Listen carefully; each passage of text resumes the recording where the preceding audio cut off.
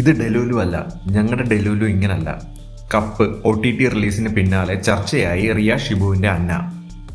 നിവിൻ പോളി നായകനായ സർവം മായയിലൂടെ പ്രേക്ഷകരുടെ മനസ്സിൽ ഇടം നേടിയ താരമാണ് റിയ ഷിബു. തമിഴിലെ നിർമ്മാതാവായ ഷിബു തമീൻസിന്റെ മകളാണ് റിയ. സർവം മായയിൽ ഡെലൂലുവായി റിയയുടെ പ്രകടനം പലരുടെയും ഇഷ്ടം പിടിച്ചുപറ്റി. റിയൽ ലൈഫിൽ എങ്ങനെയാണോ അതുപോലെയാണ് താരം സർവം മായയിലും പ്രത്യക്ഷപ്പെട്ടതെന്ന് പലരും അഭിപ്രായപ്പെട്ടു. സർവം മായയാണ് റിയയുടെ ആദ്യ ചിത്രമെന്ന് പലരും കരുതുന്നത്. എന്നാൽ അതിനു മുമ്പ് റിയ മറ്റൊരു ചിത്രത്തിന്റെ ഭാഗമായിരുന്നു. മാത്യു തോമസിനെ നായകനാക്കി നവാഗതനായ സജു വി സാമുവൽ സംവിധാനം ചെയ്ത കപ്പിലൂടെയാണ് റിയ ആദ്യമായി ക്യാമറയ്ക്ക് മുന്നിലെത്തിയത്. കഴിഞ്ഞ ദിവസം കപ്പ് OTT സ്ട്രീമിംഗ് ആരംഭിച്ചിരുന്നു. മനോരമ മാക്സിലൂടെയാണ് ചിത്രം സ്ട്രീം ചെയ്യുന്നത്. 3 വർഷത്തോളം പെട്ടിയിൽ കിടന്നതിന് ശേഷമാണ് ചിത്രം തിയേറ്ററിലെത്തിയത്.